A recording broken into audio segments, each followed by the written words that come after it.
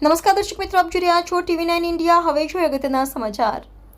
છોટાઉદેપુર જિલ્લાના બોડેલી તાલુકાના ગરોલ ગામે ગણેશ વિસર્જનની ધામધૂમથી ઉજવણી કરવામાં આવી હતી। બોડેલી તાલુકા પંચાયતના પૂર્વ પ્રમુખ જગદીશ બારિયાના પુત્ર કિરણસિંહ બારિયાની આગેવાની હેઠળ ગરોલ ગામના ભાવિક ભક્તો જોડાયા હતા।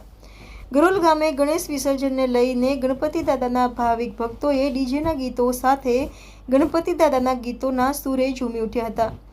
બોડેલી તાલુકા પંચાયતના પૂર્વ પ્રમુખ જગદીશ બારિયાના પુત્ર કિરણસિંહ બારિયા ગરોલ ગામના આગેવાની હેઠળ ગામના માટે સૌથી શ્રેષ્ઠ યોગદાન આપ્યું। ગરોલ ગામના યુવાનોને ભક્તિભાવ માટે આગળ વધે તેવી બોડેલી તાલુકા પંચાયતના પૂર્વ પ્રમુખ જગદીશ બારિયાના પુત્ર દ્વારા કિરણસિંહ બારિયા સહિત ગરોલમાં ગામના આગેવાનો ગણપતિ દાદાના ગીતોના સુરે ઝૂમી ઉઠ્યા હતા। 10 દિવસ પૂજા અર્ચના કર્યા બાદ ગણપતિ બાપાને ધામધૂમથી ડીજેના ગીતો સાથે વિસર્જન કરવામાં આવ્યું હતું। મોટી સંખ્યામાં ગરોલ ગામના ભાવિક ભક્તો જોડાયા હતા। રિપોર્ટર ભરત બારૈયા, TV9 ઇન્ડિયા, બોડેલી।